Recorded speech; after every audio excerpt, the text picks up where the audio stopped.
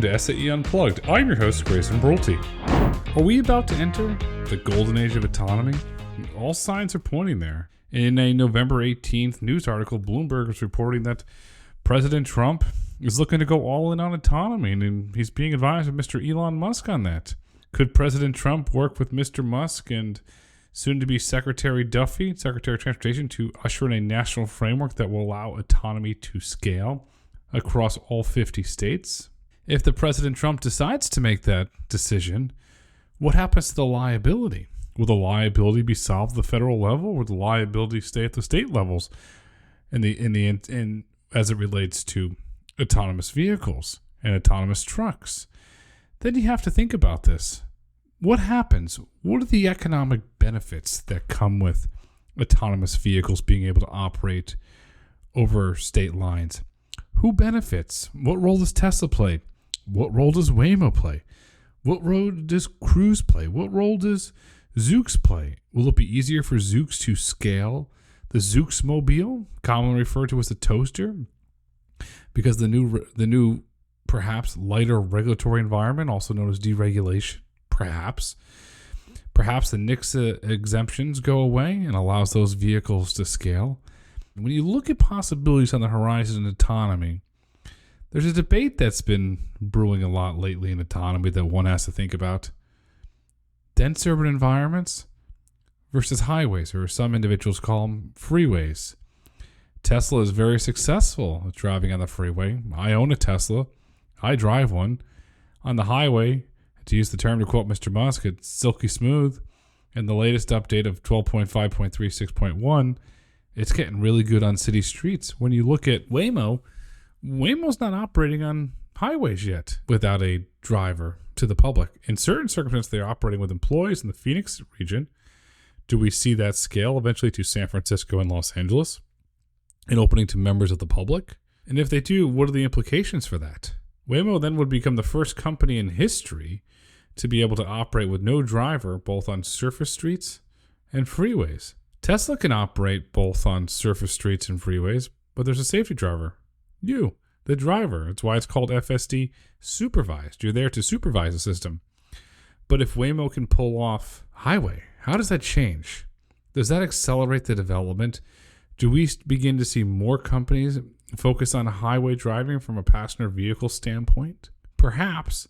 And if and when Waymo does, how does that change things? Because right now, if you look at the Waymo operating design domain in Los Angeles, it's 80 square miles.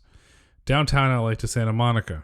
Well, that's a clear example of where you'd want to use the freeway. You want to use the I-10, which if you live in LA, it's commonly called the Santa Monica Freeway. Great example.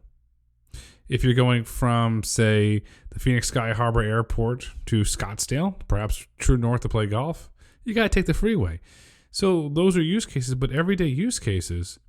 Is the highway important? Or does the highway really just depend on where it's being used? If we're sitting here and having this conversation about operating in Dallas or Houston, I was there last week. Boy, oh boy, I got to tell you, you got to become good on the highways there. There's a lot of them, and there's a lot of traffic. And when we look at the focus on highways, do companies that are developing these stacks, do they have to completely rethink their technical approach? Because if you look at the autonomous vehicle developers, they've built their vehicle system strictly for dense urban environments. And now they're segueing, merging, or you can even use the term expanding into freeway driving. When you look at the autonomous trucking developers, Kodiak, Aurora, Bot, Plus, Wabi, Stack, they're built for highways, and they're successful there. Too Simple is the only company in history, and they did it for a very limited time, I think, called Ghost Rider, where they did remove a human from an 18-wheeler on a truck. I mean, I will say that was in a controlled environment. There are public documents to back that up. That wasn't necessarily in the wild, and it was done late at night, but nonetheless, it was done. It was possible.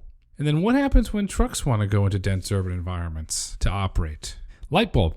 They're not going to operate there. They're going to operate about 1.5 miles, 2 miles off of the freeway going to a depot, operating mainly in commercial districts, which raises the question, what is the ultimate autonomous driving stack? And does the ultimate autonomous driving stack have to be everything to everybody? Does the ultimate autonomous driving stack have to be human level in terms of where it can drive. If we invoke the levels, that's technically level SAE level 5. It's been clarified and documented by some world-class engineers. Drive anywhere. Humans in SAE level 5. I don't believe in my lifetime.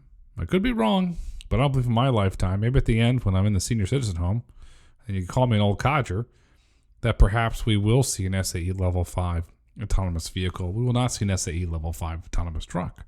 But do we really even need an SAE level 5 autonomous vehicle or autonomous truck?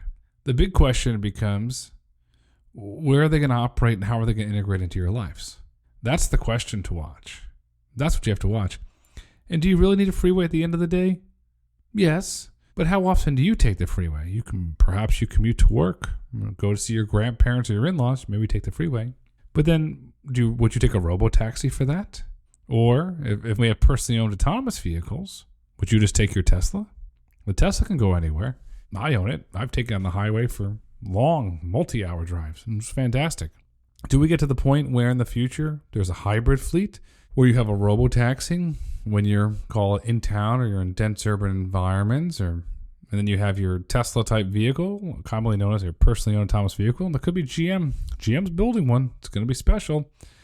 Could that supplement that? Do we get to the point where the consumers downgrade from 2 vehicles, 3 vehicle households to 1 personally owned autonomous vehicle and then a bunch of robo-taxi subscriptions, depending on what your driving needs are?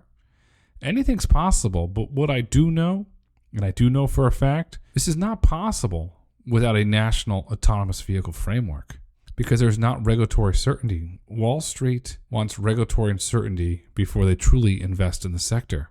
A national autonomous vehicle framework gives Wall Street certainty. When you have certainty, investors invest. And when investors invest, entrepreneurs have the fuel they need to build great companies. And I believe that we are going to get an autonomous vehicle national framework within the next 18 months. And when we do, we'll have entered the golden age of autonomy. What do you think? Let us know your thoughts. Send an email to podcast@sae.org or reach out to me on X. I'm pretty vocal on X. I've got a lot of opinions. It's at GBRULTE. Send me your opinions. Let's have a conversation. Conversations are healthy. We're entering the golden age of autonomy, and for us to do that, we all have to come together, and we need the regulatory certainty. Thanks for listening to another episode of SAE Tomorrow Today Unplugged. SAE International makes no representations as to the accuracy of the information presented in this podcast. The information and opinions are for general information only. SAE International does not endorse, approve, recommend, or certify any information, product, process, service, or organization presented or mentioned in this podcast.